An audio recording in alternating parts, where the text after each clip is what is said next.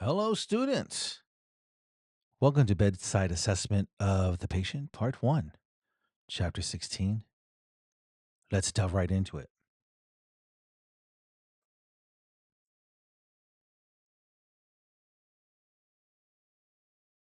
We have the four critical life functions: ventilation, oxygenation, circulation, perfusion. And I've talked about this, and I have told you that this is the order in which we fix patients.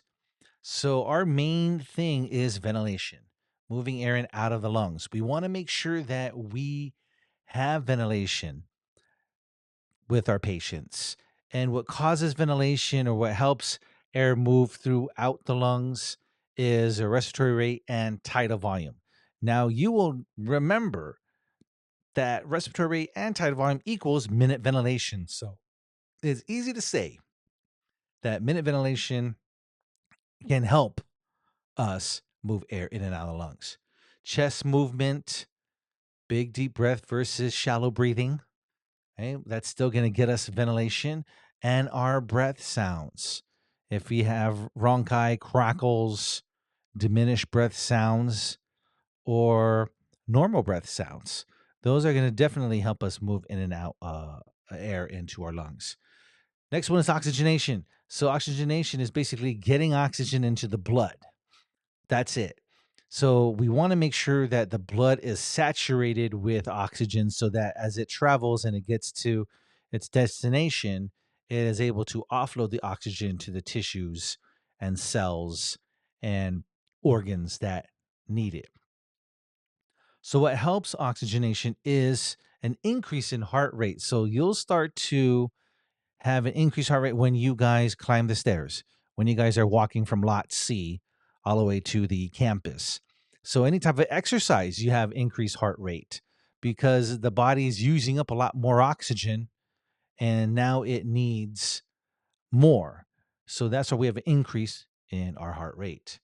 Our color, which we know cyanosis means they are blue because they are lacking oxygen. Okay. And sensorium, which is if patient is awake, alert, and oriented, for example. So sensorium. So am I getting oxygen to the brain to allow me to think? So remember, I talked about the rear naked chokehold and MMA fighting. That if I got you in the rear naked chokehold and I block your right carotid with my bicep, I block your left carotid with my forearm, that cuts off circulation to the brain, and therefore you pass out. So you have no oxygen, you have no circulation, you pass out. So with sensorium, if I'm not getting oxygen to the brain, I may get confused. I may get lethargic. I may get very sleepy. I might feel sluggish. Okay. And then we also have PaO2, which is seen in our blood gas results, as well as our SpO2, which we get through our pulse oximetry. Circulation is next, moving the blood through the body. So, what helps us circulate the blood is how strong our heart beats. And so, with that strength, it's able to push a lot more blood, not just out of the heart, but throughout the whole entire system. And then we have cardiac output. Now, cardiac output we'll discuss more when we get to hemodynamics. And so cardiac output equals heart rate times stroke volume. So basically, cardiac output is how much volume of blood is contracted out of the heart in a minute. So we'll delve into that later on. And then last but not least is perfusion, getting oxygen into the tissues. So our blood pressure helps get oxygen into the tissues. Now, if I am losing, for example, blood because I got an open fracture. So, what's going to happen is that my blood pressure is going to go up. I'm going to vasoconstrict. So then I can push more blood throughout the body fast to get the oxygen to the tissues and cells that need it. Again, sensorium, not only would I need circulation to go to the brain, but I need the oxygen to cross over into the brain tissues to feed the tissues. Temperature wise, again, we are looking at um, increased temperatures allow us to have a better perfusion because when the body warms up, it's using the warmth as a byproduct of increased metabolism, such as exercising. So, therefore, body temp rises, and then we have increased circulation and increased perfusion, along with increase in oxygenation as well. And then last but not least, urine output, we have blood flowing into the kidneys to be filtered out, and then we get to pee it out. Now, here is a little bit of something for you guys. The correct term for peeing is not urination, it is micturition. You can write that down.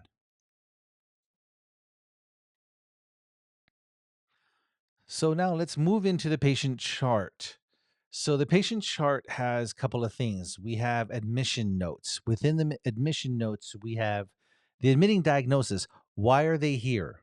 Why are they being admitted into the hospital? Your main diagnosis could be an acute exacerbation of COPD. It could be pneumonia. It could be CHF. So it is a diagnosis that is causing you to stay at the hospital. So next we have history of present illness. So we track what started the illness that brings them into the ED. So has it been happening for quite some time? So if I had asthma, I would have a history of asthma if I came into the ED with an acute asthma exacerbation. And so what's going to happen is that we will track how many times the patient has come to the ED because they had an acute asthma exacerbation. And based on that, the doctor can treat the patient, but yet we refer them to their primary care physician to adjust or even prescribe medication to help them with their asthma. So, history of present illness is a history of the thing that brought them into the ED. Sometimes you may not have a history of present illness, such as I sprained my ankle, or I was playing football and someone fell on me wrong and I broke my femur. So they wouldn't have history, but if we had disease pathologies, not trauma, then we would have history of present illness. Chief complaint, what brought him in? Pain. I'm not going to sit there and say, for example, oh, I I I have pneumonia. No, we're going to have to see what brings him in. So with pneumonia, you would have um oh, I've been coughing up sputum times 5 days and I'm trying to fight this fever. Okay, so that might be a pneumonia, but we have to see what's going on. But the chief complaint, shortness of breath or increased work of breathing times 2 days, 3 days. And they may have a history of CHF or they may have a history of pneumonia in the past. So we would have that tracked. And then past medical history, what do they have um, within most likely their lineage? It could be family or it could be them. For example, you could have a past medical history of, um,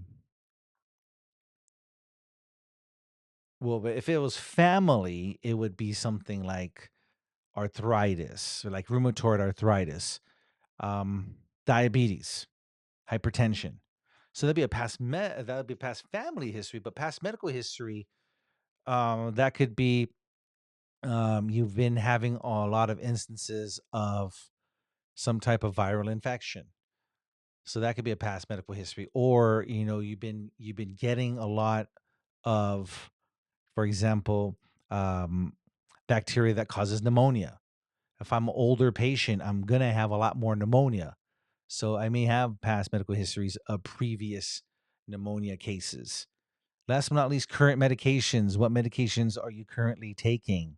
Now, sometimes multivitamins are considered medications. So if you are taking a multivitamin, let your primary care physician know. Though, if you're talking about medication, then I am taking some multivitamins.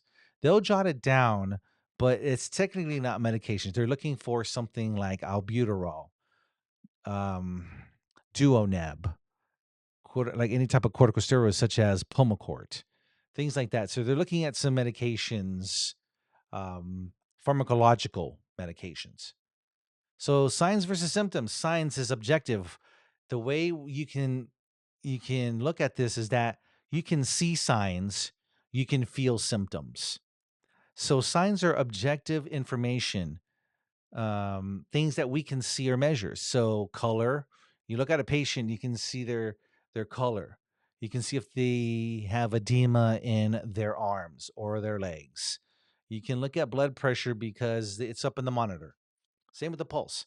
So those are objective data.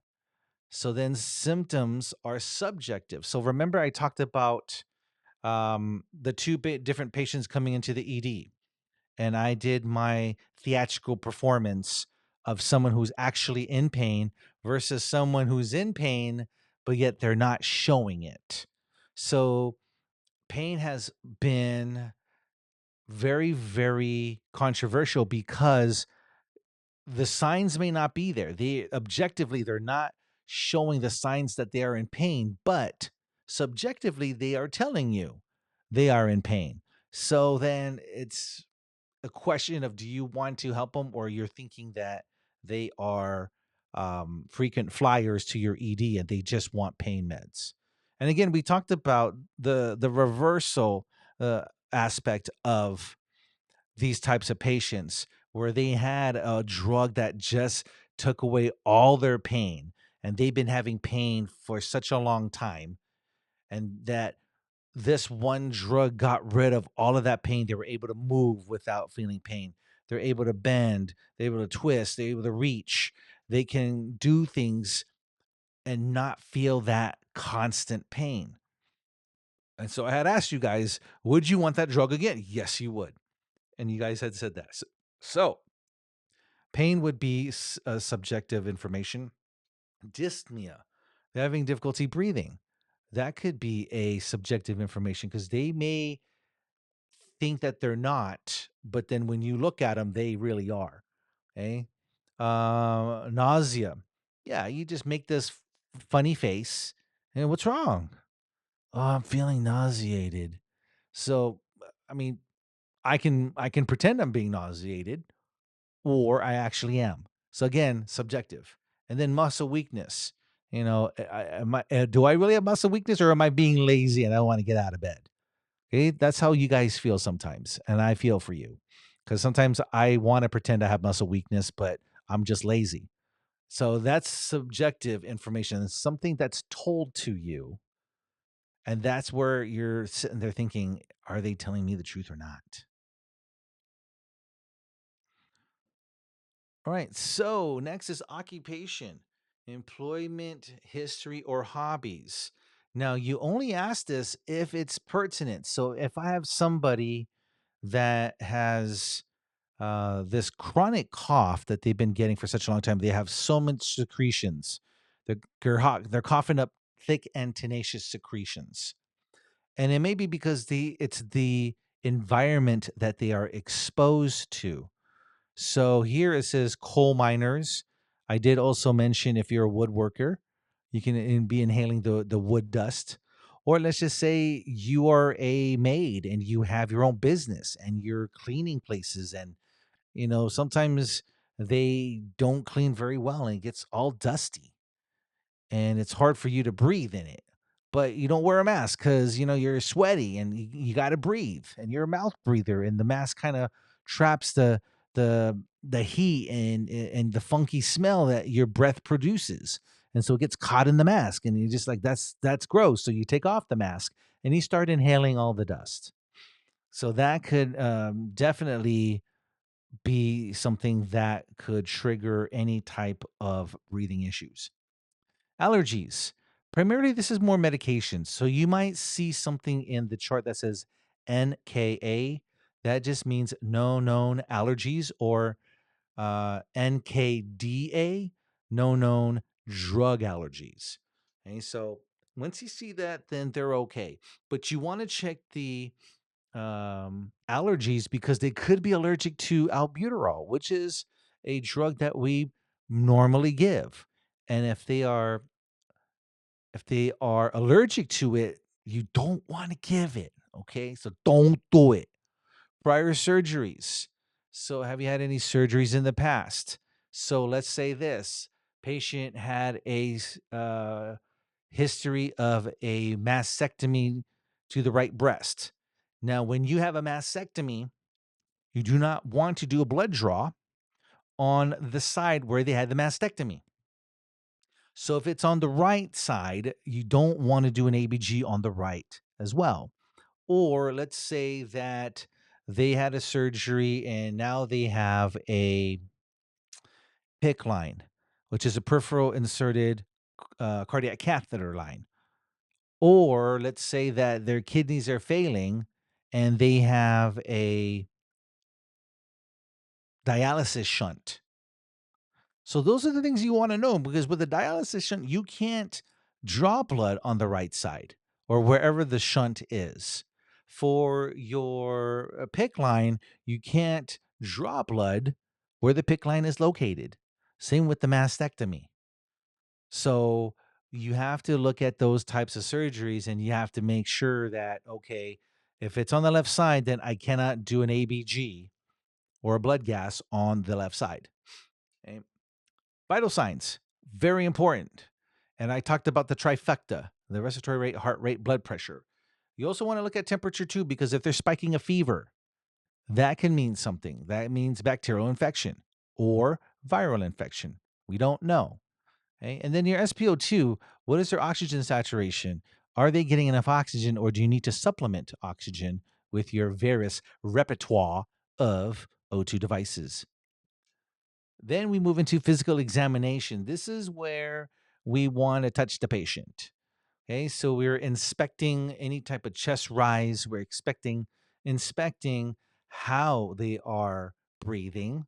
Are they using accessory muscles? Are they using chest muscles to lift the thoracic cage up? Then that means they are having an increased work of breathing, because that is not normal. Palpation. So I am feeling for any type of possible air inside the skin. For example, I have a patient with a tracheostomy tube that's sticking out of the trachea, it's sticking out of their neck. Now, if that opening is larger than the trach tube that I have, air is going to leak inside and it may be right underneath the skin. So that is a condition called subcutaneous hematoma. No, subcutaneous hematoma, but hematoma is a bruising. It's sub-Q, beneath the skin. Oh, subcutaneous emphysema. Now, it's emphysema because there's a lot of air and it makes your skin like sound like, I don't know if you guys remember the cereal Rice Krispies. So when you pour water into the Rice Krispies and it's like crackling, so when you push down on that part which has air, you're gonna hear that cracking. It's gonna kind of like crack a bit. It's like a crackling sound. So when you're palpating, you might notice that you might have some elevation around the skin closest to the tracheostomy tube, and so you're pushing down in it and it feels kind of spongy. Yeah, that's air escaping into the subcutaneous layer of your skin.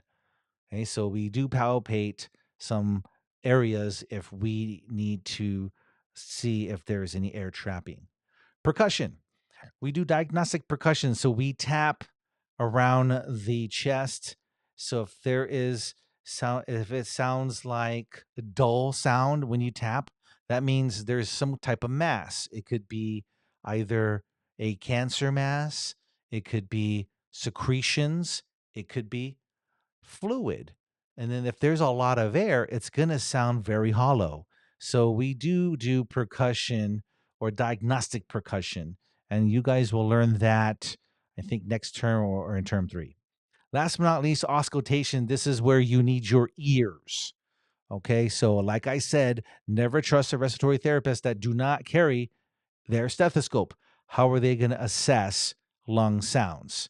So, auscultation, we are listening to lung sounds. We also are listening to upper airway sounds such as stridor. And sometimes, if you want to try to listen to bowel sounds, listen to your stomach, and you'll hear like some gurgling. That's your bowel sounds. So, that's something interesting to listen to if you really wanted to. Okay. All right, so we look at tobacco use. Have they been smoking? Are they smoking? Okay, or later on, you can ask them if they're using tobacco, they're smoking cigars, pipes, chewing tobacco, or vaping. And then now you have your pack year. Number of packs per day times the number of years gets you your pack years. Okay.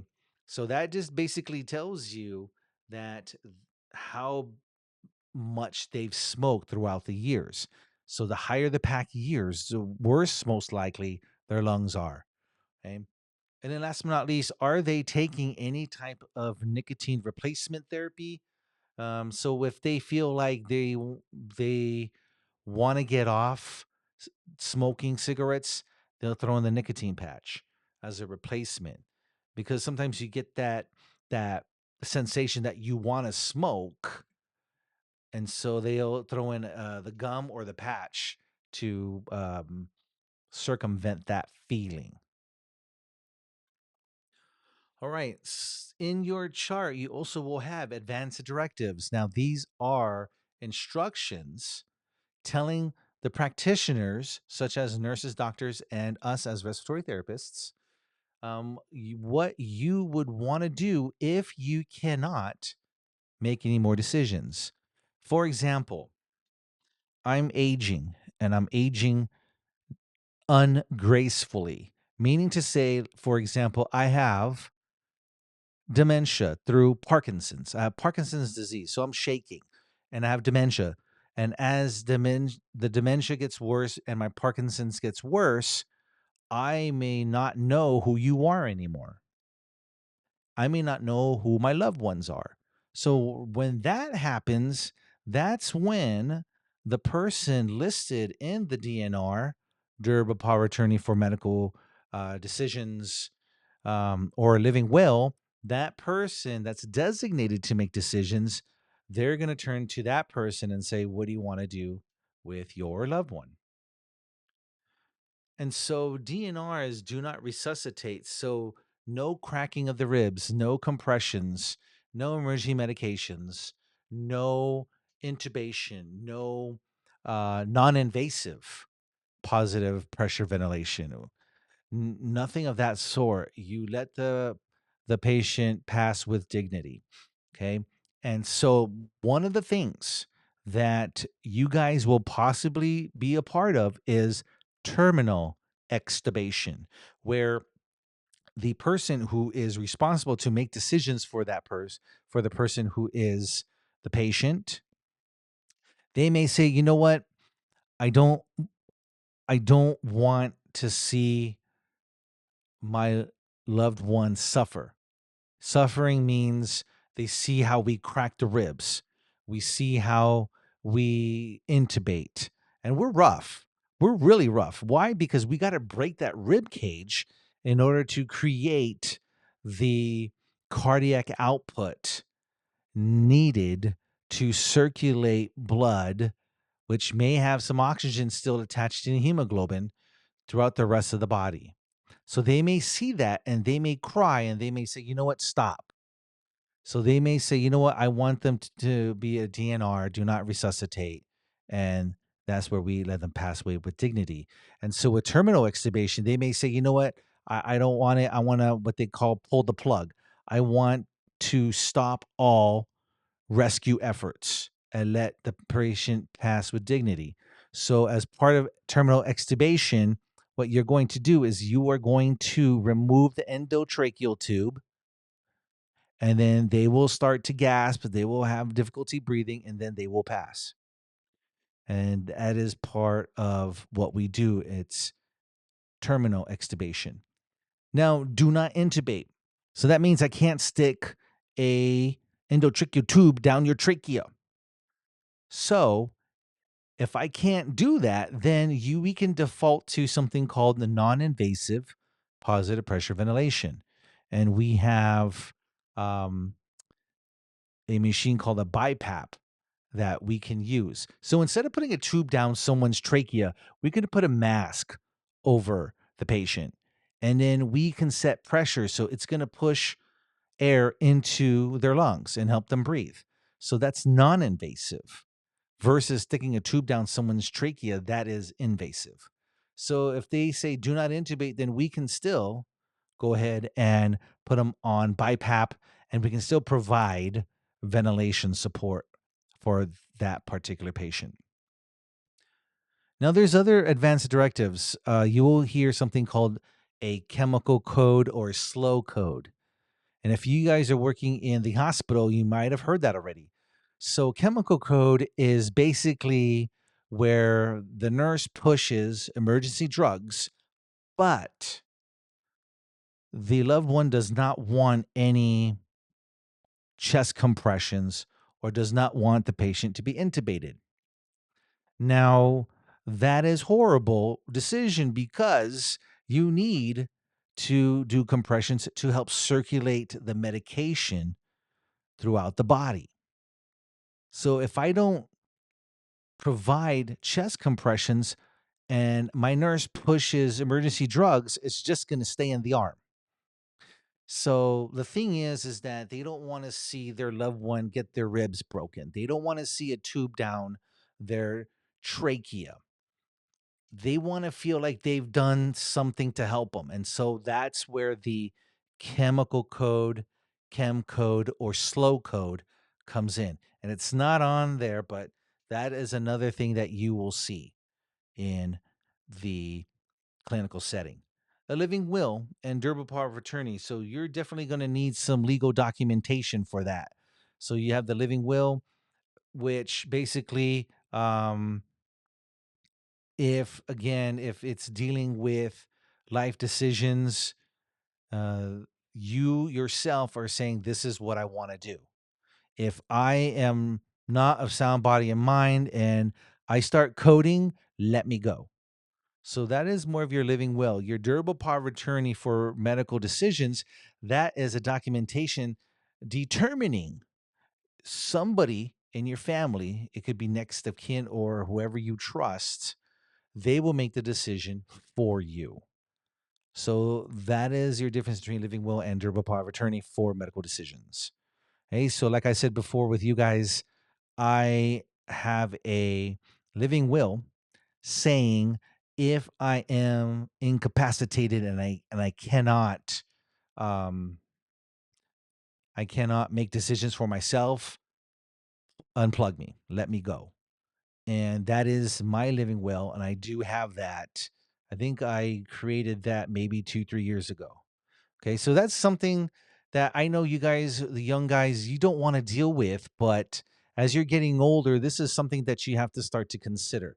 Now, I never thought I would consider the end game for me. I never thought about retirement. I never thought about getting a living will or durable power of attorney.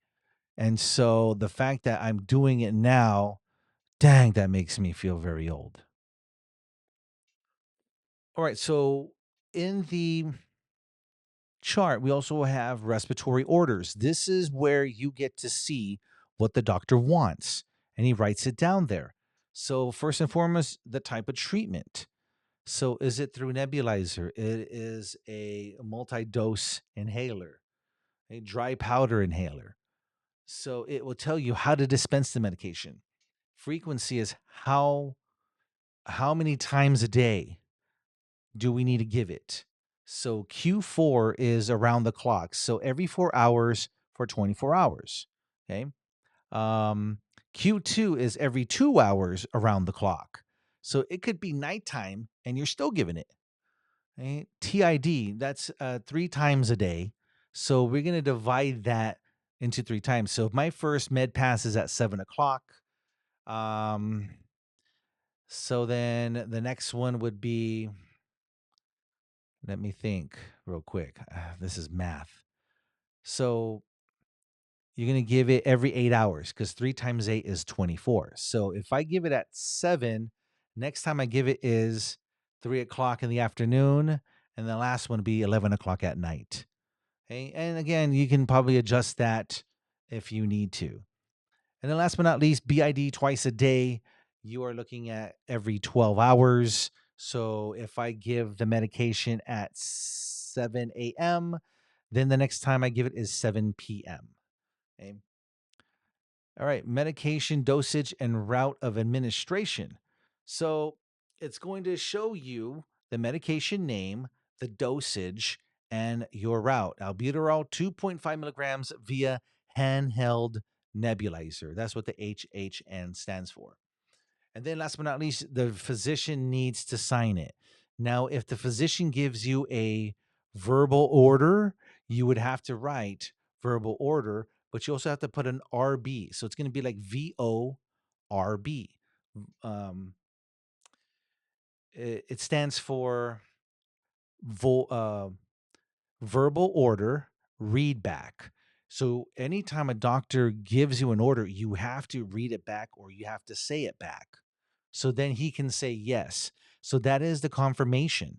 So if the doctor tells me, okay, I want albuterol 2.5 milligrams via HHN. I said, okay, doctor. So the order is albuterol 2.5 milligrams via HHN. And he says yes. So I said, okay. So then I go write that order and then I'll put VORB or RBVO. Read back, verbal order, or verbal order, read back. And then you're going to sign it, and then you're going to have a slash, and then you're going to leave it blank. So when the doctor comes in the next time, he's going to sign it. So that makes the order official. All right, now we get to the patient progress notes. So the progress notes, we all have to write something down. So nurses, they have their own notes. Respiratory, we have our own notes. Admission has their own notes. Again, I had called that the face sheet. And the admission notes, this has all the information about the patient, where they live, their insurance, next of kin, their contact information, admitting diagnosis, and who the admitting physician is. So we use the admission notes to bill certain treatments. For example, if I were going to get a chest x-ray, they're going to need a face sheet so they can bill the patient or bill their insurance the x-ray. So for us, we really don't, well, we do bill for EKGs because number one, we're going to need the patient information so we can put that in to our EKG machine. And when we print out their EKG, their 12 lead EKG, then it will have the patient's name, birthday. So we know that EKG result belongs to that particular patient. So in a sense, I guess we can bill for that too. So there's other ancillary departments that do request a face sheet, but now with computers, you don't need the paper. You just look it up and then you can, um, I guess, get a electronic version of the face sheet, and then you can bill the patient's insurance. And then the physician has their notes. Now, if you're able to read the physician notes, if they handwritten it, that's going to be difficult. But now, since they type it, you can read what their thought processes are. You can see also too when they plan to discharge. So then at least you can get a heads up. If they're planning to discharge tomorrow, then you can give that into a report for the night shift. So then the night shift knows they're going to be discharged in the morning. Night shift passes on to the day shift, and then they'll tell them that this patient is going to be discharged. And then they can adjust accordingly. All right, lab results. So various lab results we do have. Um, our main one is arterial blood gas. So that is what we as respiratory therapists do primarily. We do a lot of ABGs, and ABGs is going to look at how much carbon dioxide and oxygen is in the blood. Now, the more carbon dioxide is in the blood, the more we can say that the patient is not ventilating. Okay. If we have less oxygen in the blood, that means the patient is not oxygenating. So, blood gases deal with ventilation and oxygenation. That is why it is our bread and butter lab report because it tells us if the patient is ventilating and they're oxygenating. Those are the number one and number two critical life functions. Okay, so along with ABGs, we do pulmonary function testing or PFTs. Now, Mr. Fuentes will be teaching about PFTs, but we're looking at a patient's lung volume and capacity to see if they have an obstructive or disease pathology. And so that will determine if a patient has COPD or not. Next, we have imaging. We have X rays, CT, which is your CAT scan, or your MRI, which is your magnetic resonance imagery. So those help us determine if there's anything wrong with either bone or with different views, sliced view of like an anterior top view of a patient. And with the CT, they give you horizontal slices to see how um, kidneys, hearts, um, ureters, the bladder, how they all look. So that helps us determine what's wrong with the patient in regards to something that's deep inside the body. Basic labs, CBC, complete blood count. You have your um, red blood cell count, your white blood cell count, hemoglobin, hematocrit. Then electrolytes, you'll have your sodium, potassium, chloride, carbon dioxide, glucose, um, creatinine, and there's one more. It's with the kidney. Well, there's one more electrolyte, and I can't remember off the top of my head. Um, BUN, blood urea nitrogen, BUN and creatinine. There it is. Urinalysis. So we look at that if patient is dehydrated. That's one way to look at urinalysis. There's other things too. If we can determine if there's some occult blood hiding in the urine, and then maybe faint because you may not be able to see it. But if we kind of suspect that there's some type of bleeding, we can do a UA. We can do also um, a urine drug screen if we need to in the ED.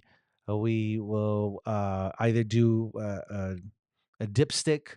So we'll dip this stick, and then if it changes colors, then over a certain time, then you're positive for something. Now, I believe if you had to do a urine drug screen on campus, you have to let it set for a couple of minutes, and then there's a sticker you peel back, and then it will show you the various different tests. And if there's lines in the middle, that means you are positive for something. Okay? And then we have pleural fluid. We can drain it, and we can take it to lab to see if it has any type of bacteria in it. And take it out, but we're looking at how much fluid is coming into the body and how much fluid is coming out. So I talked about normal urine output. So that means it's 40 ml. So again, sipping on a 40. And so that would get you your normal urine output. And that's milliliters per hour. Okay. So 1 liter of urine a day is good. So we also look at water loss, urine, vomiting, and sometimes we lose water when we breathe. And then last but not least, intake exceeds output. So if I'm taking in more water and I'm not peeing out the water, I'm not sweating out the water, I'm gonna gain weight. That's where you have the water weight that some of your weighing scales can assess. It may be electrolyte imbalance. It could be decreased lung compliance. That would happen when you intake more than you output. So that's why, as nurses, we look at strict INO, especially for patients with CHF, because they retain fluid. So I restrict fluid going in. I want to make sure that they are peeing it out. So a lot of times, CHF patients will have a medication called Lasix or furosemide that helps pull fluid into the bloodstream and it goes into the kidneys. It gets filtered. So then I start peeing out a lot more. So that's how I get rid of fluid. And there are other ways too, but through medication, that would be the medication of choice. So then we start looking at the patient. General appearance. So it's done during first few seconds of patient encounter. So when you walk in a room, you're checking out the patient. You're looking at level of consciousness. So when you start talking to the patient, you introduce yourself and you ask them, and what is your name, sir? Or what is your name, ma'am? Then, and they tell you, and it matches the wristband, then they are awake and alert and oriented. Now you just have to determine by how many times. Is it times three, times four? Facial expressions. Do they have expression of pain? Do they have the nausea expression? Or do they have what we call a flat affect that they don't have any expression on them? Level of anxiety or distress. Are they looking around a lot? Um, are their sentences kind of wavering because they're trembling, because they're scared, or they seem tense? And you have the monitor at bedside, their vitals are high. So they may be stressed out. Maybe they are in there to get a surgery, or they are diabetic and they're losing function and sensation on their foot. And the doctor says, you know what? You do have a lot of eschar, black around the foot because of the diabetes. And so they're going to have to cut the foot off. And so then she or he is trying to make that decision. Should I get my foot cut off or just debride the dead skin cells? Okay. So level of anxiety, body positioning. They seem relaxed? Are they tensing? Are they off to the side? Are they in flexion? Are they posturing because they're in a seizure like state? And, and then personal hygiene. Are they taking care of themselves? Are they not? Now, as a nursing student, I was told to go talk to this transient, this homeless guy who was in the hospital. And all we wanted him to do was wipe his face and wipe his hands. He wouldn't do it. He smelled really bad. It's a combination of smoke, urine, and dust and dirt all into one. That was that guy, and we just wanted to wipe him down so he can at least feel clean. And he just kept on refusing. And if a patient refused, I can't do anything about it. Now, if I said, you know what, you're pretty stinky, pal, let me wipe you down, and I start touching him and I start wiping him down and he keeps saying no, that's assault and battery. So don't want to do that. All right, level of consciousness, again, ANO times four, we're looking at sensorium. So if there is a change in their sensorium, they're talking to you, all of a sudden they're kind of getting lethargic, they look sleepy, and then they just pass out in front of you. That is a change in mental status. That is a reportable event. You must report that because they went from conscious to unconscious. So that could possibly be a lack of oxygenation. So in that case, I would uh, let the charge nurse know, or I would let the nurse who's taking care of the patient, hey, you know what, patient just passed out. So then I would slap that pulse oximetry on that patient right away. And then if I start seeing that they're down to like 84, 82% O2, I'm going to give them some oxygen. Okay. And it says right here, reflects oxygenation status of the brain. And then on top of that, it says affected by poor cerebral blood flow, hypotension. So they can become hypotensive. Or how about this? If you guys sat up accidentally really, really fast and you got dizzy and then you fell back down the couch, So that change in elevation threw off your circulation, and at that moment in time, you kind of got dizzy because since your positioning changed, you experience a lack of oxygen to the brain that split second. And And then it says if patient not alert, standard rating scale is used to objectively describe patient's level of consciousness. That is called your Glasgow Coma Scale, or GCS. So you'll talk about, oh, what's the GCS score of this patient? Now the highest is 15. That means they are walkie talkies. They're walking around and talking. So the different types of level of consciousness, you have normal, you have lethargic or somnolent. So that just means they're just pretty sleepy.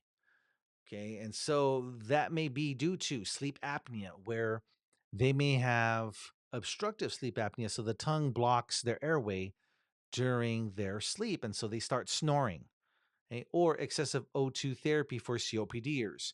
So if I happen to give them 2 liters and he was thinking, you know what? I want to increase it because I'm not really feeling it. He cranks it up to 6 and then he passes out. And you walk in the room to check on the patient and you're like, oh my gosh, he passed out. You might want to look at the liter flow and your flow meter, and you'll see that it's at 6. And you're like, I didn't put that there. You drop it back down to 2, then he's going to start to wake up. So you might have to just tap and shout to see if he's okay. And then he may wake up, because now what you've done is you decrease the oxygen. It stopped washing out the CO2. And as the CO2 starts climbing, he's going to start to come through and he's going to wake up. So confused and stuporous.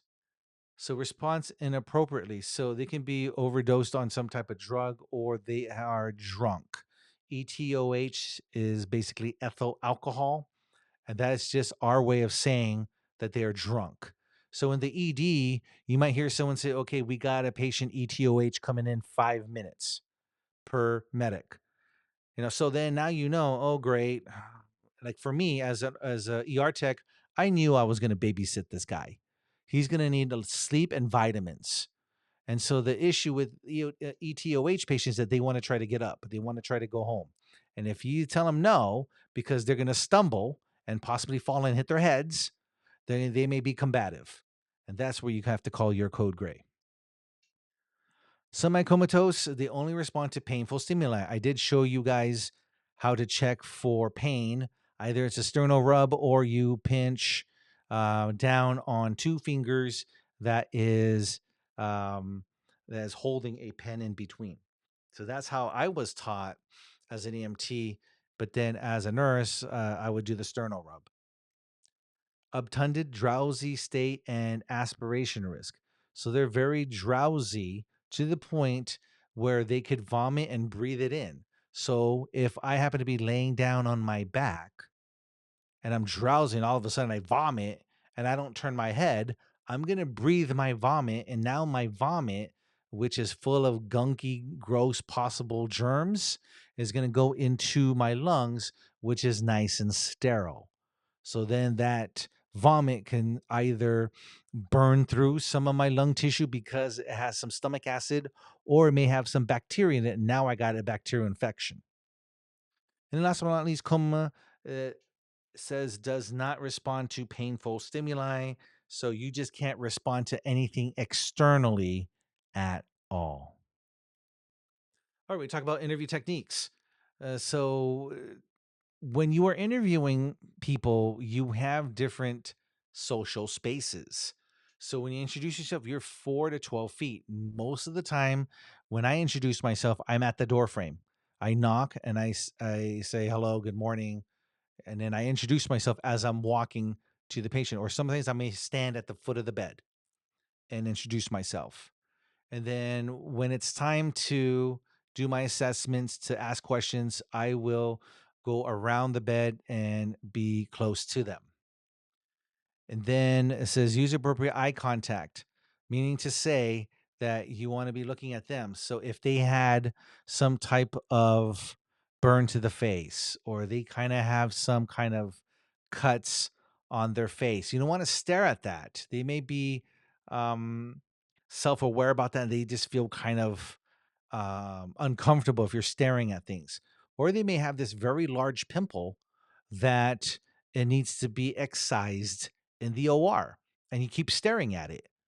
Then, it's going to make them uncomfortable. So, eye contact, what I usually like to do is I like to see what color people's eyes are. If I can see the color and I remember the color, then I've got good eye contact because I've been looking at their eyes. Okay? Assume physical position at same level. So you can do that. Now, sometimes people will walk by, they see you sitting down, they may think that you are not doing your job, you're lazy, you're just kicking it with the patient. And like I told you guys, I stand up because I want the patient to know who's running the show. Because again, you will have patients who are going to ask you, can you fluff my pillow? Can you get my water? Can you get me the urinal? Can you bring the side table here? Can you just move this here? Can you move the call light? You are busy. You are there to treat patients. So that's why I like to stand because I want to show dominance. I want to show them that, look, this is not this is not a hotel. This is a hospital. Okay. And sometimes as a nurse, I had to say that. I had to say, look, you can't keep calling me every 2 to 3 minutes. If you need something, let me know right away before I leave the room. So yeah, because there are times where I'm feeding a patient and this patient's calling for me because they want me to fluff their pillow. Good night. Right. All right. Avoid use of leading questions. So this is what I was talking about. So when we talk about, for example, chest pain. Oh, so you felt the pain and then it moved to the left side of your arm? Yeah, I think it did. Then they'd be like, "Oh no, that's a heart attack." Right? So you led the patient to answer the question, and now you're treating a heart attack where they're thinking, "Wait, hold on, I don't think it. No, my left arm doesn't feel like it hurts." So now you just led us into a wild goose chase, and now you've looked at um, made this patient seem like they had a heart attack. And so, of course, heart attacks are emergency. So that's when we move pretty quickly. So, why do we do an interview? So, first and foremost, we need to establish rapport. That's the main thing. We got to make sure that they trust us. And then we need to gather some information. Now, if they are a sound body and mind, I'm sure they can give us a good detail report of what happened to them, why they got sick, or why did they stumble and fall, you know. And so they're the ones to give us um, information. Now, I will say this: they will tell you some of the most embarrassing things, such as I was showering and I slipped and I fell and I sat right on the travel sized shampoo bottle. Yeah, I got that 3 times when I worked as an ER tech. So you're like, okay, so you're coming in here for rectal pain secondary to a foreign body object in your butt. And they would say yes. They would be very embarrassed. So that's why rapport is huge. And we don't judge them. We judge them later when we're sitting down eating and we talk about cases. Just saying. And then last but not least, it's to measure any type of patient symptoms or therapy. Is the therapy working? Is the patient symptoms getting worse or are they getting better? So those are parts of interviewing. So then what is interviewing? So again, we're gathering information or we're checking to see if our therapy or treatments are working or not. Again, it's all about rapport for the patients. There are times where some of my coworkers who were nurses, they would be kind of mean to their patients, or they're not talking to them. A lot of nurses nowadays are what I call um, task oriented. They're not people oriented. So it's all about the task. I got to start an IV line. I got to um, give the medication. I got to check their decubitus ulcers and their lower back, and that's what they do. They get the job done, which is great, but they don't ask to see how the patient's doing. How are you doing, sir? How are you doing, ma'am? Is this working? Do you feel better? Are you feeling comfortable? Is there something that I need to adjust for you? So that's being more of a people person. Yeah, you can get the task done. I honestly think anyone can get the task done because it's skill based. People can get the skills done, but it's very very rare to find someone who is a people person that's going to know or have a good balance of when to talk to the patient and when you got to do your skills. There's a fine balance there. Okay? So there are some factors that could affect the way we communicate with patients. So sensory and emotional factors. They may have some bad news. It's going to be difficult for them to talk to you because they don't feel like talking. Sensory factors. They may be hard of hearing. Like now, my mom's hard of hearing. And so sometimes I'm talking to her and she just ignores me. And I'm just like, I'm used to it because my wife ignores me at times. Sometimes students ignore me. Sometimes staff members ignore me. So, it is what it is. I'm just like, okay. All right. Environmental factors, it might be too loud. You can't hear them. Or it might just be the TV. It could be the IV pump going off. That might affect some communication. That's definitely gonna affect the way they communicate because they may be angry, they may have a lack of sleep, they may be frustrated because the IV keeps on beeping. Verbal and nonverbal components. So they may say one thing, but verbally, non-verbally, they may not. Now, for example, this is a good classic one for you guys. Fellas, you see your girl upset and you say, babe, what's wrong? Oh, nothing. But they got the hands crossed. They're giving you the side eye or they're giving you the attitude. So verbally, you tell me everything's fine. Non-verbally, it's not fine. You're defensive. You're giving me attitude. You're being snarky with me. You're not being direct. And so, as guys, myself included, I will look at verbal. Oh, you're fine? Okay, I'm gonna go and play some video games. Or you know what? I'm gonna go take a walk. Oh, I'm gonna go take myself out, and I'm gonna go hang out at the Apple store. Maybe I'm gonna buy a new product.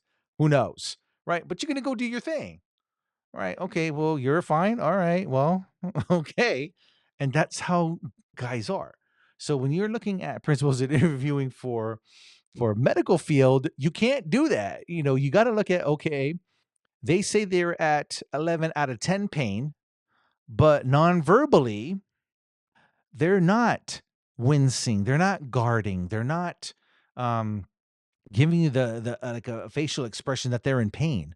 Non-verbally, they're telling you I'm fine, but verbally they're telling you I got 10 out of 10 pain. All right, go figure that. Right, cultural and other internal values, beliefs, feelings. So I did talk about that where I had a patient who was from the Middle East. I'm not sure if she was Pakistani or she was Indian, but she looked very uncomfortable with just me and her in the X-ray room, and I had to do an EKG. So that required a male to touch her and to have her expose a breast so that I can place stickers underneath.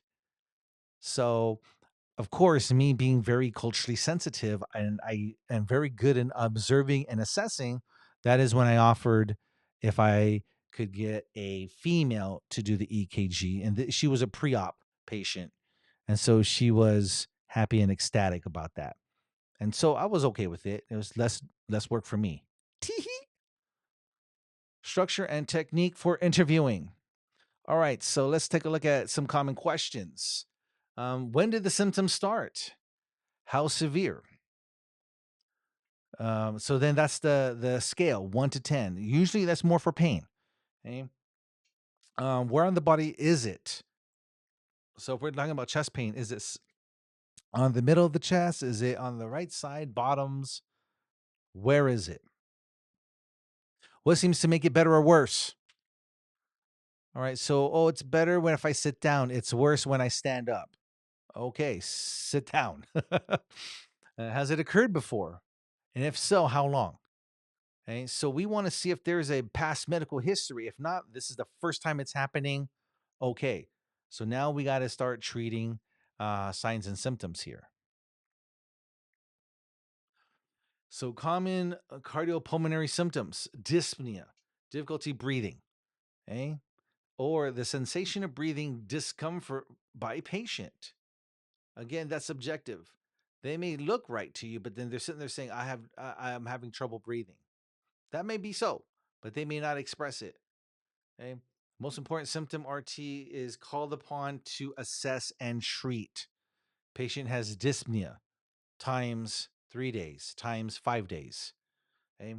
So most common or most important assessment: breathlessness, sensation of unpleasant urge to breathe. That could be painful when they breathe, that it just feels difficult to breathe. So then it can be triggered by an acute hypercapnia or an increase in CO2 in their blood. Acidosis, same thing. When you have increased CO2 in your blood, that means your pH goes down and it becomes acidic. And hypoxemia. So these can cause breathlessness. So then we're looking at the positions. Orthopnea is difficulty breathing laying down or in a reclining position. So CHF is going to be your main one or main disease pathology that has that. You also have others such as mitral valve disease or superior vena cava syndrome. But CHF is going to be the main respiratory condition where you will see orthopnea. Then you have platypnea, which is difficulty breathing by standing up or in an upright position. So normally it follows a pneumonectomy, which is a surgical removal of a lung or lung section, and also chronic liver disease. And also sometimes it's observed during hypovolemia and in some neurological diseases. Hypovolemia could be caused by excessive vomiting or excessive bleeding. Orthodeoxia, oxygen desaturation on assuming an upright position. So it follows platypnea. So when I'm standing there, I'm gonna have difficulty breathing, and then my oxygen saturation will start to go downwards. Okay.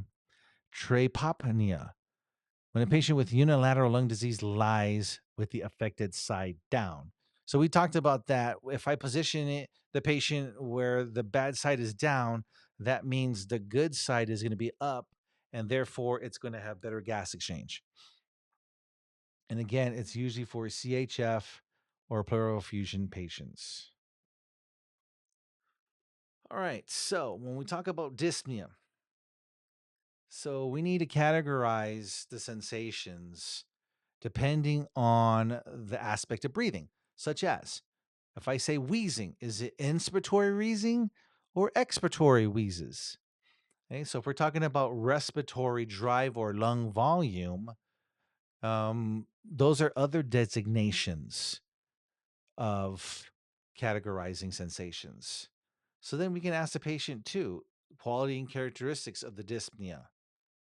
So they may say, okay, well, I have chest tightness, or I may have increased work of breathing or shallow breathing, or I'm gasping. If I'm gasping, that's going to be.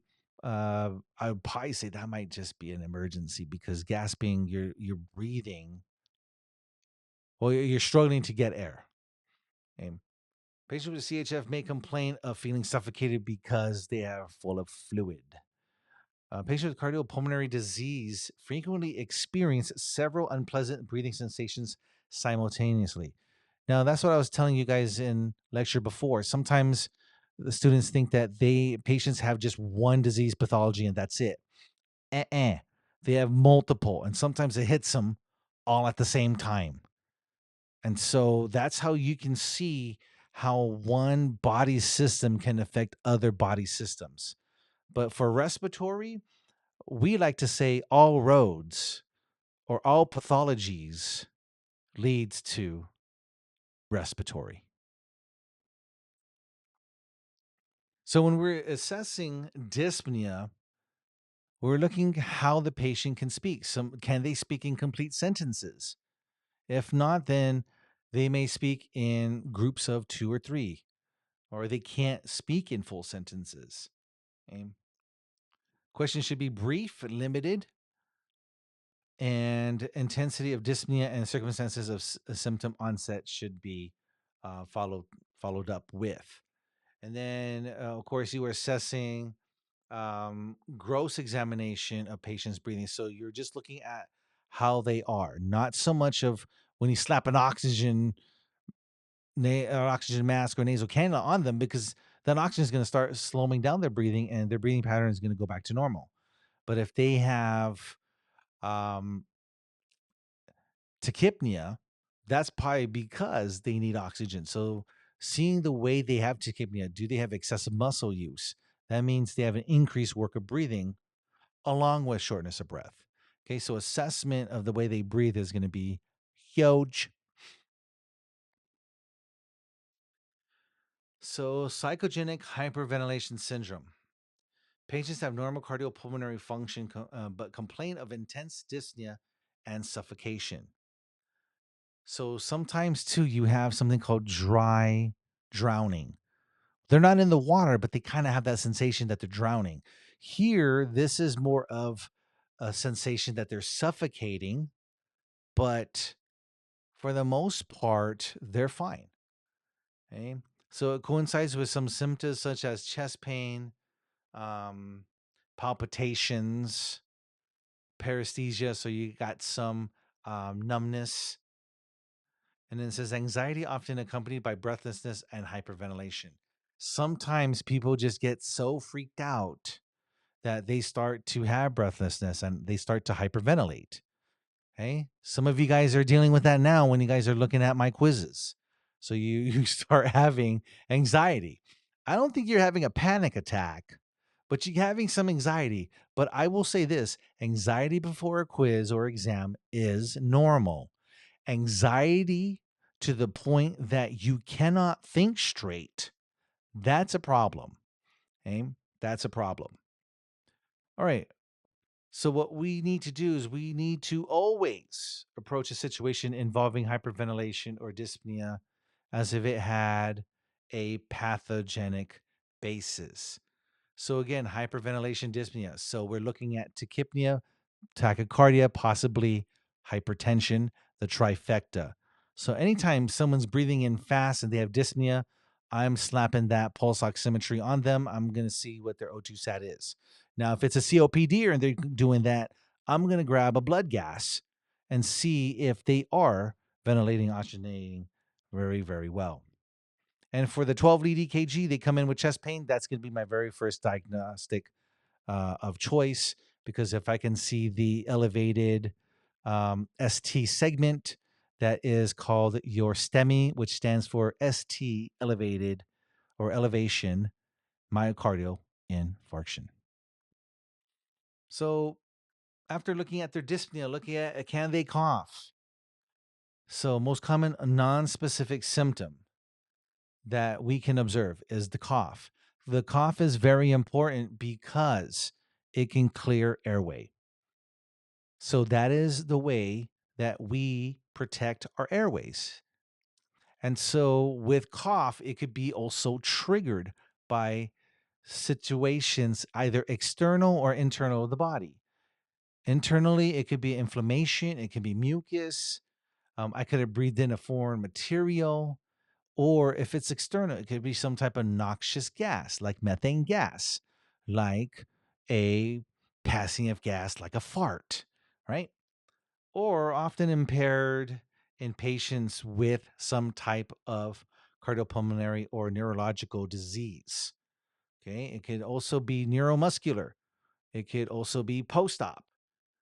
So cough can be impaired based on other things. Now, the commonality of some of these things, if you're doing a surgery and you're post op, it could be the anesthesia. So that's why after surgery, we go to the PACU, post anesthesia care unit, where the patient is waiting for the anesthesia to wear off. So once the anesthesia wears off, which it would be probably around like an hour and a half to 2 hours, once that wears off and they start coming through, then we can move them into med surge and they can recover fully there. And then we discharge. So, when does a cough become a chronic cough? So, that's going to be important to know because then you've been coughing, nothing stops it. So, if you have a cough that is 8 weeks or longer, then we consider that chronic. Okay, but also we also want to assess how the cough sounds. Is it dry or loose, productive or non-productive? Productive meaning to say that it sounds like you have sputum versus non-productive and dry, it's just you coughing. It could just be something that stimulated the cough. Okay? But you have clear lung sounds, but you just happen to cough. What could also produce a dry productive cough is if you drank something and it went into the wrong pipe and you start coughing. Okay? Acute or chronic, and it says that whether it occurs more frequently at particular times, day or night, or during certain things that you've done. Oh, I was cleaning the attic when I was just started coughing profusely. So it probably was related to allergic reaction to dust, or they may have dust mites, something that just triggered your cough. So let's talk about sputum. All right. So it says mucus from the tracheobronchial tree not contaminated by oral secretions is phlegm. So not contamination, phlegm. Mucus from lower airways, but is expectorated or coughed up through mouth is called sputum. So sputum is found in the lower airways. And then phlegm, it says it's mucus that not contaminated by oral secretions.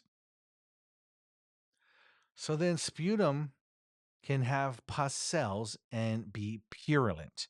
Now, I have to warn you about this. There's another word that we use in the medical field, and I've seen doctors write it. And it means pus like. But they don't spell it like pus like. They spell it like a cat. I'm going to leave it at that. So if you don't know, ask me what I mean by that. But yeah, so instead of saying pus like, they spell it differently and it can be misconstrued as a part of the body. I'm going to leave it at that. So when you document, don't use that word, use pus like or purulent, please. Foul smelling, sputum fetid. Fetid. Okay? And then if there's a change in the color, the viscosity, it was thin, now it's thick, and the quantity. So now before it's less frequent to tenacious or more frequent.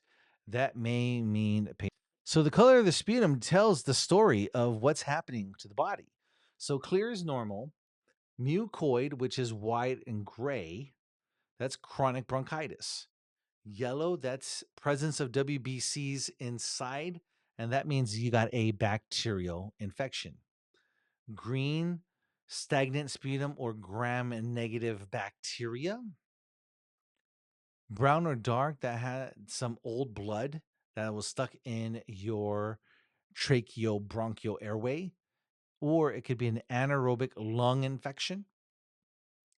Bright pink hemoptysis, so I got some blood in there, and pink frothy secretions is your pulmonary edema. You're going to have to know what these colors mean. Pink frothy is going to be huge because you're going to see that time and time again. And that pink frothy is usually on your board exam, along with some other ones, like your yellow. That's usually common, and green. Okay. Hemoptysis, coughing up blood, or blood streak sputum. Okay, so you have it if it's a massive hemoptysis versus non-massive. Massive is all depending on the mLs of blood that you cough up over a certain amount of time, which most likely is going to be 24 hours. So more than 300 mLs that you're coughing up over a 24-hour time span, that means you have massive hemoptysis. And what can cause that? Well, you got a lung abscess that kind of bursts. You have acute or chronic tuberculosis or bronchiectasis. Okay. So it says distinguish from hematemesis, which is vomiting blood from the GI tract. So vomiting versus coughing, that is the difference. So then non-massive, it's going to be smaller than 300 mLs, and some causes could be some infections. Um, you may have tuberculosis, maybe the beginnings of tuberculosis, some trauma, as well as PE or pulmonary embolism. Let me say this real quick about pulmonary embolism. Pulmonary embolism, we designate that as PE. Now, you also have um, pulmonary edema that also is PE, but pulmonary embolism is an emergency. So, pulmonary embolism is basically like a heart attack, but inside your lungs. So, your pulmonary artery is blocked. That's what causes, that's what is defined as pulmonary embolism. So if you have cerebral embolism, you'll have a um, blockage in the brain. And then if you have a cardiac embolism, that is a blockage in the heart. So pulmonary embolism is a blockage in the pulmonary artery in the lung. But PE, when you tell me PE, I automatically think pulmonary embolism. You tell a doctor PE, he or she thinks pulmonary embolism. You talk to your coworker and say patient has PE, we're not thinking pulmonary edema, we're thinking pulmonary embolism. So please be very careful when you say PE, because that could mean different things to you and me. You might think pulmonary edema. We don't say PE for that. We just say patient has pulmonary edema versus, oh, patient had sudden dyspnea. And so therefore we're suspecting PE. So we automatically start thinking pulmonary embolism. Chest pain. So you have pleuritic versus non-pleuritic chest pain. Pleuritic chest pain is either lateral or posteriorly. Lateral being off to the side, posterior is towards the back. It could be sharp and increases with deep breathing. So that's why a lot of people they'll breathe shallow, because if they take a big deep breath, it hurts. So you may have pleuritic chest pain when you have pneumonia or PE. Non-pleuritic chest pain, located in the center of the chest. Now, this is where it may radiate to shoulder or arm. Therefore, they may have some type of angina or some type of chest pressure, GERD, gastroesophageal reflux disease, esophageal spasms, chest wall pain, and gallbladder disease. They all could be pleuritic chest pain, but if it radiates to the left arm or shoulder, um, I would probably say 9 out of 10 times that is your MI or myocardial infarction, aka.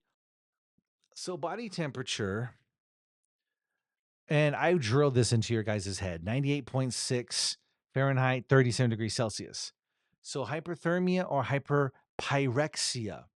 That just means I got a fever. Now you have to sit there and consider how high does the body temperature have to be in order for it to be a fever. Well, that's going to be 101 degrees. Okay, 101 degrees Celsius, no, Fahrenheit. Okay, so we're looking at if you're at 100 degrees Fahrenheit in the nursing world, we call that low grade fever. Now we trend the fever because we want to make sure it's going down. As nurses, we give Tylenol, sometimes a combination of Tylenol, Motrin, just to get the fever down, reduce any type of swelling if they have it, and the more that you have pain meds, the faster you not pain meds, but like antipyretic. So those are medications for fever. So the more we give, the faster the fever goes. So in the ED, we used to give Tylenol and Motrin at the same time, and so that brought down the fever tremendously. So we can treat them and street them. So it says for hyperthermia or hyperpyrexia, it's caused by disease or from normal activity such as exercise. Your body temperature increases because you're giving off heat due to excess metabolism in your body. Hypothermia, decreased temperature. So if I have a prolonged exposure to cold, let's say I am in Michigan, it is dead of winter, and I am in college, and I am pledging for a fraternity. And they tell me, dude, if you jump in the lake, in the ice water, you automatically become part of the fraternity. Now, I don't know if you guys know about pledging and fraternities, but pledging, there's X amount of weeks that you got to go through. And during those pledge weeks, you got to do something that the quote unquote brothers give you, whether it be assignment, it could be physical, it could be mental, whatever the case may be, they have planned for you. You got to go do it. And so that shows the brothers that you're willing to do whatever it takes for the fraternity. Now, I don't know about sororities, obviously, because I never was in a sorority and I never will be in a sorority. I only can speak to the fraternities. Now, there's co ed fraternities where they have men and women. I didn't join that one. I joined all male. That was a fraternity. It was Psi Chi Omega. But anyway, I jump into the lake because I want to be part of Psi Chi Omega. Exposed to cold. Not only does my body temperature drop, I may start getting some frostbite, and my body's gonna shut down because it's really cold. I'm gonna start shivering to warm my body up. And so, less common causes: head injury or stroke, decreased thyroid activity, or overwhelming infection. But the most common is prolonged exposure. So it would be something like you're out in the cold. Okay? So you could have hypothermia in various places: the mouth, your armpits, the axilla, your ear, or your rectum. Okay? So, mouth, I mean, if I had ice cubes or I drank a cold soda, my mouth is going to be cold, right? Axilla, armpit, let's just say I've overheated. I ran a marathon, I'm overheating. Um, the fastest way to cool someone down is to put ice in your and armpits and I think in between the legs. So the groin area, so inside your limbs. Okay, the insides of the limbs are very sensitive. The outside are not because it's out exposed to the outside world. So the inside ones are more sensitive. So if you pinch someone outside on their thigh, it's not going to hurt. You pinch inside, it's going to hurt. So that's why it's so sensitive in this insides of your limbs. That's where we put ice. So once I have you in ice and you start cooling down, your armpits are going to feel cold. The insides of your thighs are going to feel cold, but I cooled you down because if I get you or should I say, if you have a high temperature of at least 106 degrees, you'll start to convulse in seizures. That is why it becomes an emergency and we got to cool you down rapidly. And then rectal temp, closest to core body temperature. Okay, so rectal temp is the most accurate temperature because it is closest to the core. So fever, I briefly mentioned it, 101 degrees Fahrenheit or 38 greater than 38.3 degrees Celsius. Now with fever in the hospital, you're going to deal with Fahrenheit only. On your board exams, you're going to deal with Fahrenheit only when it regards to fever. But when it comes to normal body temp, they're going to throw in Celsius. So it says may occur with simple viral infection or upper airway or with serious bacterial pneumonia. So that's why I was saying with fever, we don't know if it's viral or bacterial. So again, with fever, it says causes increased metabolic rate, oxygen consumption, and carbon dioxide production. So with fever, I start breathing faster because my body is fighting an infection. So it's using energy and it is expelling heat because of metabolism. Okay? And then it says particularly dangerous in patients with severe chronic cardiopulmonary disease because it may cause acute respiratory failure. So with fever, um, it's something that we have to look at. Primarily, it's going to be mostly bacterial infection. But if the bacterial infection doesn't go away or it doesn't get checked, meaning to say that I'm being machismo. No, I'm not gonna let this tiny little bug take me down. I'm feeling feverish, but I'm okay. You take that stance. So now you've been feverish for 4 days, 5 days.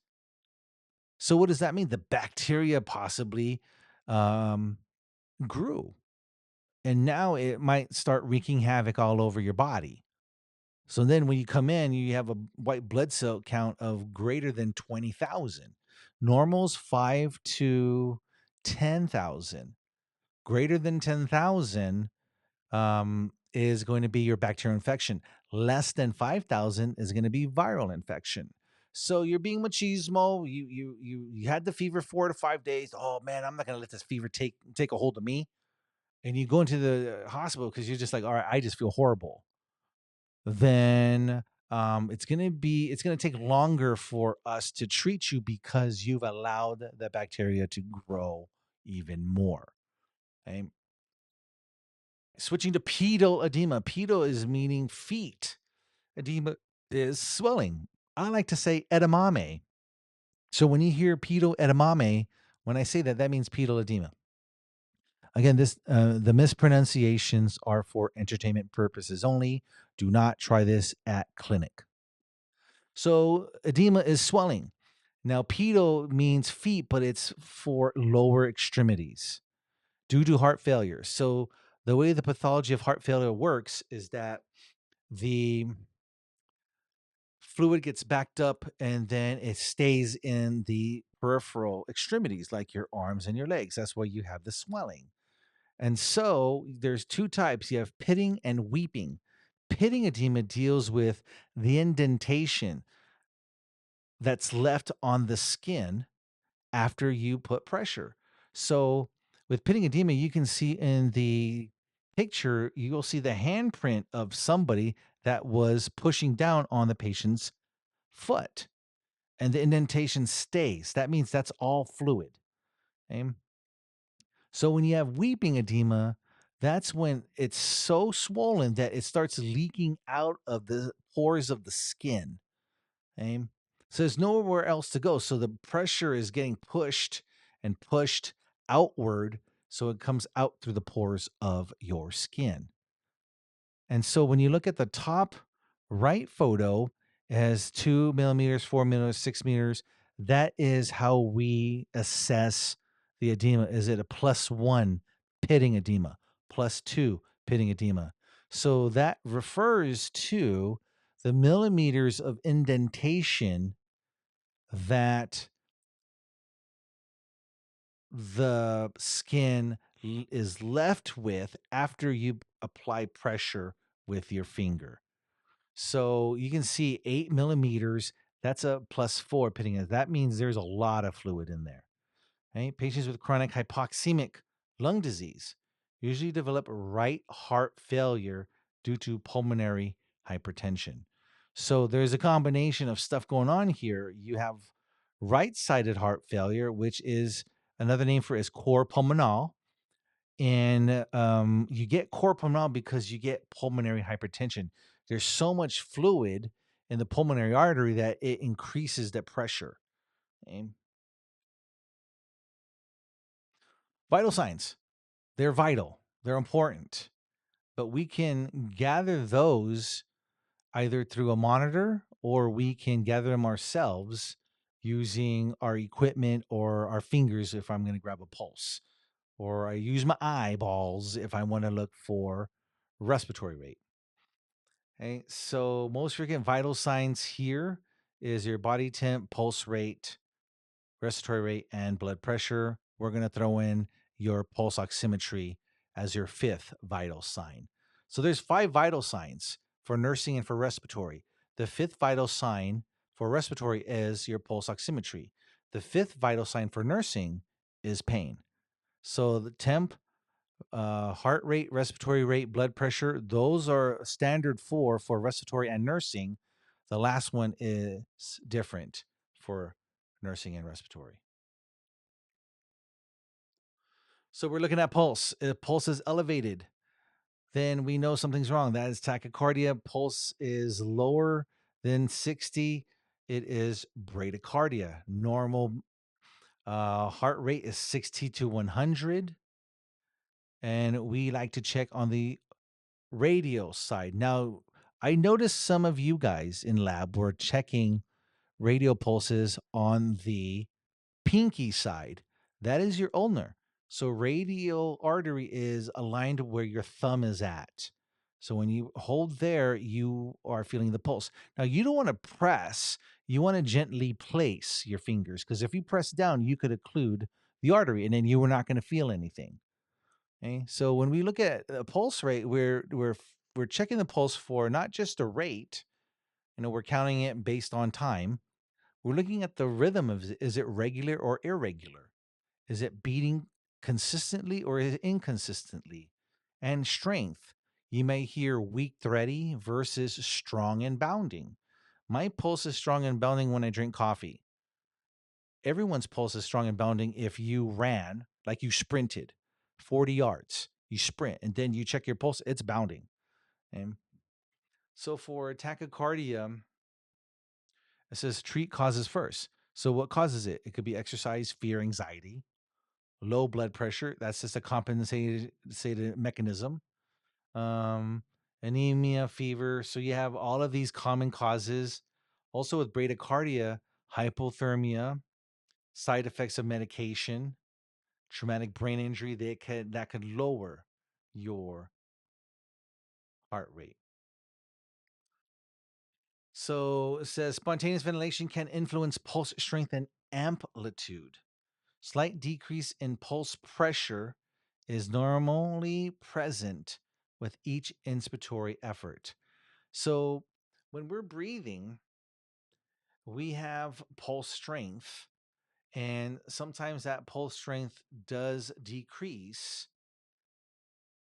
and it's normal, but it decreases normally with inspiratory effort. So when I breathe in, the pulse rate may decrease slightly, and then when I breathe out, it'll just feel normal. Now you have something called pulsus paradoxus. So it says it's a significant decrease in pulse strength. So when you're palpating it, all of a sudden it might just start to fade. And you're like, what the heck is going on? Okay. So it says it's common in patients with acute obstructive pulmonary disease, especially patients experiencing an asthma attack. So when you have an asthma attack, you may feel the pulsus paradoxus coming on. Okay. Then you have pulsus alternans. It's an alternating succession of strong and weak pulses. So when you're checking the pulse, it'll be bounding, and all of a sudden it'll start become weak and thready. And then all of a sudden it gets bounding again, weak and thready. So it says suggests left-sided heart failure and usually is not related to respiratory disease. So pulsus alternans is a cardiac issue, not respiratory. And it says a left-sided heart failure. Um, that would be just more your CHF. Right-sided heart failure is your core pulmonary. So respiratory rate, 12 to 20. So if I breathe faster than that, that is tachypnea. If I breathe lower than 10, that is bradypnea. So tachypnea, uh, you see that on exertion, you see it fevers, hypoxemia, because that's part of the trifecta, hypercarbia or high CO2, metabolic acidosis, pain, anxiety. All these things can cause you to have tachypnea, bradypnea, maybe traumatic brain injury, severe myocardial infarction, hypothermia, opioid narcotics. That reduces your respiratory rate because it suppresses the respiratory drive in your brain, which is your medulla oblongata. So it slows down the messages that the medulla oblongata sends to your diaphragm. And so, therefore, then you start to slow down your breathing. That's why if I have a opioid narcotic overdose, I have too much of the drug. Now the drug is basically telling my medulla oblongata to stop breathing, or it will cut off the signals from the medulla oblongata all the way down to the diaphragm. And so therefore now you become apneic and now you're not breathing and now we have an emergency situation. So that's why for narcotics, especially fentanyl that's coming across the border, and now you have places giving out naloxone or Narcan because that reverses your opiate narcotic overdose. And so it's kind of strange too because it works pretty fast. So when I have somebody who has OD'd and we give them Narcan, it probably takes about 45 seconds to a minute for them to wake up and they start struggling because they don't know what happened. And then blood pressure. So you have systolic versus diastolic. Systolic is the peak force exerted in the arteries during contraction. Diastolic is the force in the major arteries remaining after relaxation. Okay, so systolic is 90 to 140. Diastolic normal is 60 to 90. So if I'm hypertensive, I am over 140 over 90. If I'm hypotensive, it's my systolic is less than 90. And then it says your mean arterial pressure is 65. So mean arterial pressure, your overall pressure in the entire body system is less than 65. That means I don't have enough pressure to push the blood fast throughout the body. Okay, so then you have this blood pressure range chart. You can kind of see the stages of hypertension. And also you have prehypertension. Now, I know Kaiser has prehypertension, prediabetes. So they try to track patients to see if they're trending upwards towards hypertension and also towards um, becoming diabetic. So, blood pressure, you will see it tank when you have patients with shock. Shock is defined as precisely as inadequate delivery of O2 and nutrients to the vital organs relative to their metabolic demand. So we treat shock aggressively because when we're in shock, depending on what's happening, okay, so there's various types of shock. You have cardiogenic shock, hypovolemic shock, septic shock, and anaphylaxis. So with cardiogenic shock, the heart is not pumping out as much blood. So therefore, now it's less blood to the body, less blood to um, the rest of the system. So therefore, I'm gonna need more fluid because if I have shock, cardiogenic shock, I'm gonna vasoconstrict as much as possible to get that blood moving. But then after a while, I may vasodilate and therefore bringing my blood pressure down. Hypovolemia, if I'm vomiting or I'm bleeding out, too much fluid loss can cause me to go into shock, where all of a sudden I would be vasoconstricting because I'm fighting the bleeding. And then after a while, if I have too low of volume, I start to um, vasodilate, and therefore my blood pressure tanks. Septic shock. I got a bacterial infection in the blood. The bacteria is causing my blood vessels to vasodilate. So when I vasodilate, my blood pressure starts going down, and therefore I'm not being able to move the blood and oxygen and carbon dioxide throughout the body as fast and efficient as I used to. And then anaphylaxis. So I have allergic reaction, which causes me to vasodilate. Okay, so those are different types of shocks. Postural hypotension. So in nursing, we call it orthostatic hypotension. So if I'm sitting and I stand up, or I'm laying down and I sit up quickly, then I get dizzy. So that fluctuates the blood pressure. And in syncopal episode, if I faint, that just means my blood pressure is low. All right, hand and neck examinations. I'm going to look for um, the head. So, abnormal signs, nasal flaring. That's going to be mostly on infants. So, if I see the nasal flaring, I know they may be in distress, or they may have dyspnea, or they have just increased work of breathing. And then you can check to see if they have cyanosis. So that's blue in the oral mucosa around the lips area. Sometimes you may see them in the extremities. That's going to be primarily for infants as well.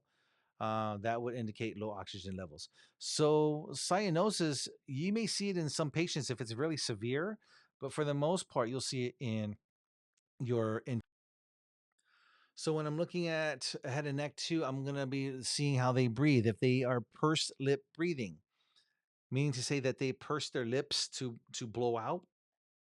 What that does is that creates a back pressure to the lungs and it splints the alveoli open. Sorry, my dogs are barking. And so with pursed lip breathing, you see that a lot in COPD patients, primarily emphysemic.